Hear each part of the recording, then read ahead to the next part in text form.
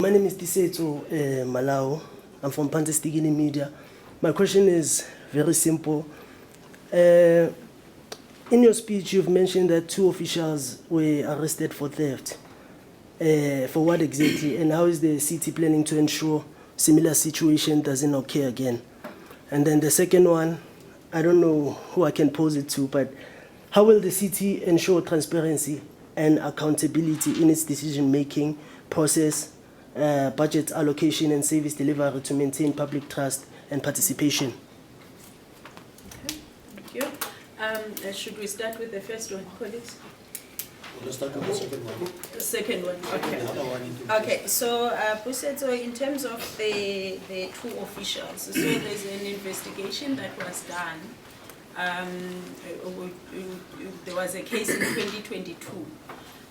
And what is evident, because we've seen Joburg and Ekurhuleni also reporting on similar cases, that in the revenue management department, there's a syndicate there. What they basically do is that if you owe the city 2 million rand, they then make it look like you have paid, and then you pay them directly as a resident. So that's the syndicate. That's basically what is common between what is happening in the city, Joburg, and Ekurhuleni, and these cases that have been reported.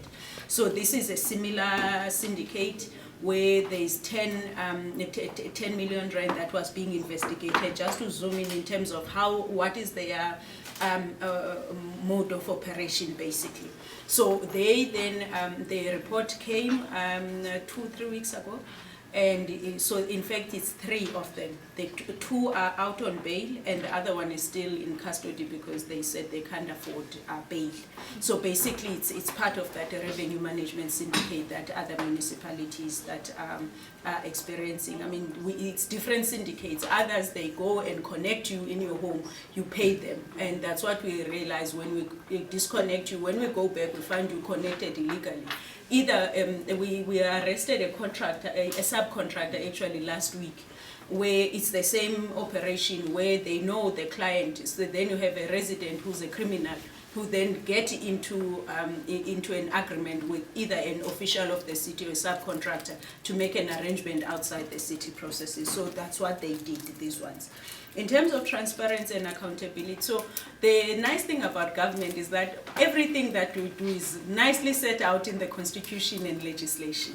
So for us, for instance, the budget we are talking about and the plans in the form of the integrated development plan, it's out in communities right now. We've started the public consultation, I think yesterday, and they will run until mid-May because we need to take the budget and the IDP to council for ratification. So what it means is that now the residents can provide inputs into the budget and IDP. Then that once it passes, obviously, then the 2 things must happen. Ward councillors must hold quarterly meetings that are required in legislation.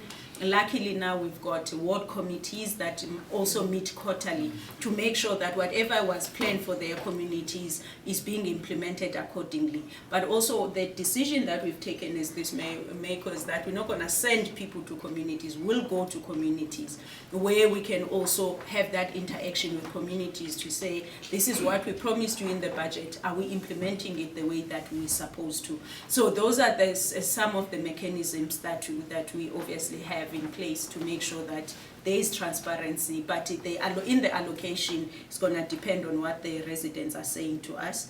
In terms of the accountabilities for us to do as much as possible to make sure we don't disengage from the residents as we are implementing these plans, but also for our colleagues in the form of ward councillors and the ward committees to continue the work that they are doing. Okay? I just want to add in terms of